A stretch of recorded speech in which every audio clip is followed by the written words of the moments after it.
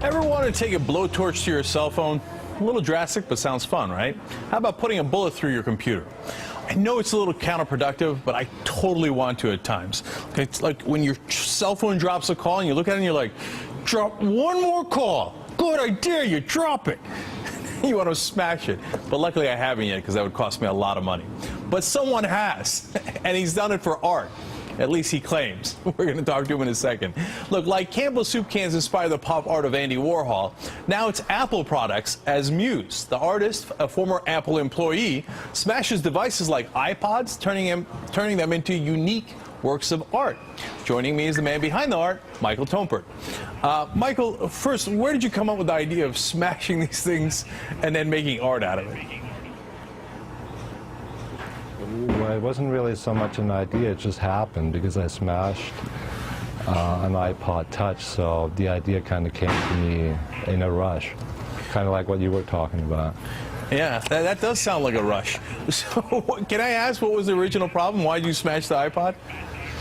I had given my kids an iPod Touch, you know, so they'd be happy and love me and all that, and I came home and they were fighting over it, even though they had each one, and I just grabbed it and smashed it right in front of them because it's not, you know, it's just a thing, and it just got really big. You know, these, especially here in Silicon Valley, there's so much of it and so little time to absorb stuff that it kind of, I like the fact that it put a break into time, a moment, and it was still going, and the screen was all liquid, and it was kind of fascinating. So we actually took that thing apart together, and I took pictures of it, and my wife goes, you know, you should do something with this. This looks really cool.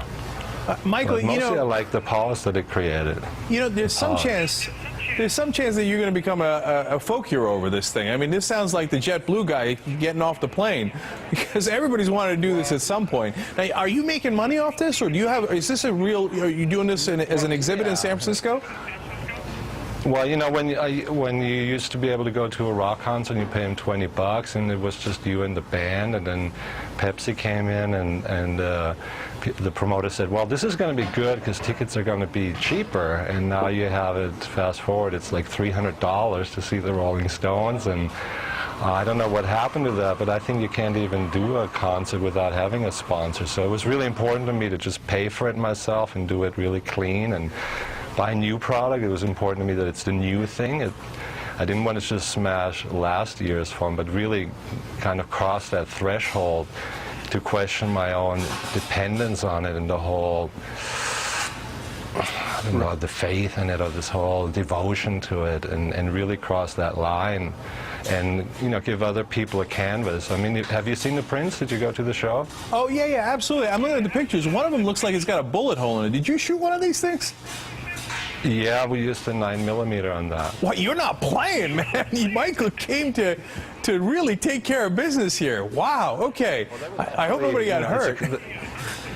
Yeah, we were very careful. It was actually, we kind of went into, it's a collaboration with a friend of mine, a photographer, Paul Fairchild, who shot his computer 15 years ago, and I've been around computers all my life. I didn't understand it at the time. To me it seemed bizarre why anybody would do it, but it's kind of hard for some people to be forced to do what they're doing, especially creative people, and have a machine involved that you have to master, or you know, you won't be able to do what you do. So I think there's also a lot of creative people who struggle with the computers or the iPhone or whatever, but you kind of can't avoid it. It's a fashion thing even at this point, and you know, clothes, it's fine to be fashion. I think that's fine because clothes don't get in between you and your kids, you know. But Michael, for something that. You're literally raging against the machine, which I find amusing. But real quick for you, last question.